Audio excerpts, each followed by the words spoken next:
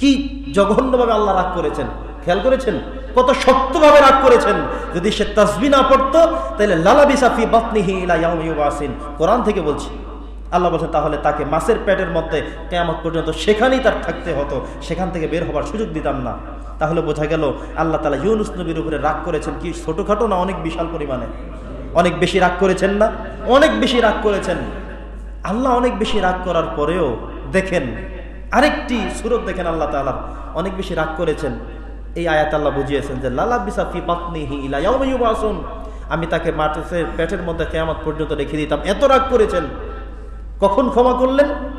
যখন তিনি মাছের পেটের মধ্যে থেকেও পড়তে থাকলেন, আল্লাহকে জপতে থাকলেন, ইস্তেগফার করলেন, তওবা করলেন, নিজেকে ছোট করে সঁপে দিলেন আল্লাহর কাছে। আল্লাহ তুমি ছাড়া তো আমার কেউ নেই, তুমি যদি ক্ষমা না করো কে আমাকে ক্ষমা করবে?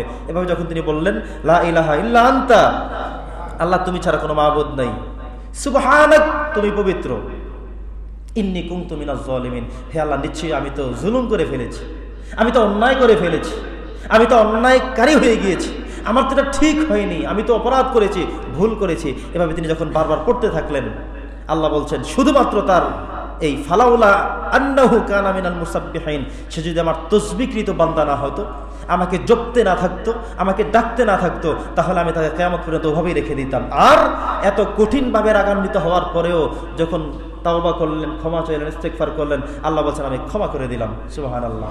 তার মানে হলো আপনি আমি অনেক বড় অপরাধী হতে পারি, অনেক বেশি পাপ করে ফেলতে পারি, অনেক কিছু হয়েই যেতে পারে, তারপরে আল্লাহ বলেছেন ক্ষমার রাস্তা ওপেন, খোলা আছে, ক্ষমা চাও, ইস্তেগফার করো, আমি ক্ষমা করে দেব, আমি প্রস্তুত, আমি সদা সর্বদা প্রস্তুত।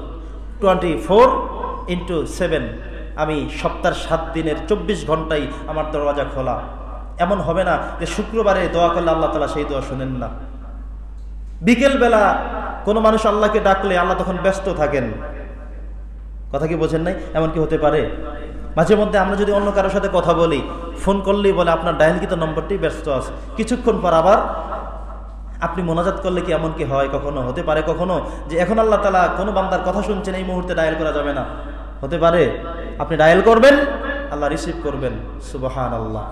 একসাথে একা না, একটা মসজিদে না, একটা মাহফিলে, একটা প্যান্ডেলে যদি কয়েক লক্ষ মানুষ একসাথে আল্লাহর কাছে চাইতে থাকেন, হাদিসের মধ্যে আসছে, নবীজি বলেছেন যদি পৃথিবীর সব মানুষেরা একত্রে মিলে আল্লাহর কাছে যদি চাইতে থাকেন, আল্লাহ যদি মানুষ যে যা চায় তার সবকিছু পূর্ণ করে দিয়েও সবার মনোপূর্ত করলো, সবাইকে সন্তুষ্ট করালো, তারপরেও আল্লাহ যে ধনভাণ্ডার আছে সেখান থেকে 1 ইঞ্চিও কমে যাবে না।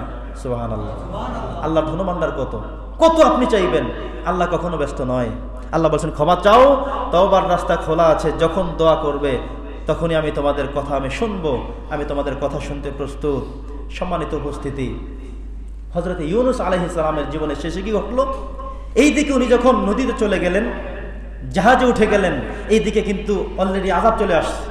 খেয়াল করবেন, আযাব কিন্তু চলে আসছে। তার এলাকার মানুষ সবাই ঘর থেকে বেরিয়ে গেল, দেখলো যে সকল আকাশের অবস্থাগুলো একেবারে বিবর্ণ হয়ে, মেঘাচ্ছন্ন হয়ে, অন্ধকার হয়ে, বাতাস শুরু হয়ে গিয়েছে, আকাশে গর্জন শুরু হয়ে গিয়েছে, মনে হয় যেন সব ধূলিসাৎ হয়ে যাবে। তারা বুঝতে পেরেছে যে ইউনূস নবী আমাদের কাছে দাওয়াত দিয়েছিলেন, বারবার বলেছিলেন, যে কথা বলেছিলেন সে কথা সত্য হতে যাচ্ছে, তাহলে আমরা আমাদের এই কাজগুলো করা ঠিক হয়নি, আমরা তাকে অমান্য করেছি, রিজেক্ট করেছি, আমরা আসলে অপরাধ করেছি। সব মানুষ মিলে মাঠে চলে আসলো, এসে সব মানুষ একত্রিত হয়ে আল্লাহর কাছে হাত তুলে দিয়ে কায়মানবাকে কান্না শুরু করলো। সব মানুষের কান্নাকাটি দেখে এদিকে নবী নেই, তিনি চলে গিয়েছেন। আল্লাহ তাআলা সব রাগ ইউনূস নবীর উপরে করে এই জাতির মানুষদেরকে সবাইকে একসাথে ক্ষমা করে দিলেন। সুবহানাল্লাহ। কোরআনে আসছে যে এমন ঘটনা দ্বিতীয় কোনো জাতির জন্য আর হয়নি। নবী চলে গিয়েছেন, নবী রাগ করেছেন, এইদিকে তার জাতির মানুষদেরকে আযাব এসে থামিয়ে দিয়েছে, এটা কোনো জাতির জন্য হয়নি। কিন্তু ইউনূস আলাইহিস সালামের জাতির জন্য সেটাই হয়েছে। আল্লাহ যেটা কোরআনুল কারীমে বলেছেন যে ফানাদাত ফানাবাযনাহু বিল আরাই ওয়া হিয়া সাকিম, ইউনূস আলাইহিস সালাম ওইদিকে ছিলেন, আর ওনারা যখন এই দিকে দোয়া করলেন, আল্লাহ তাআলা তাদের দোয়া কবুল ও মঞ্জুর করে তাদের সকলকে মাফ করে স্বাভাবিক জীবন ফিরিয়ে দিলেন।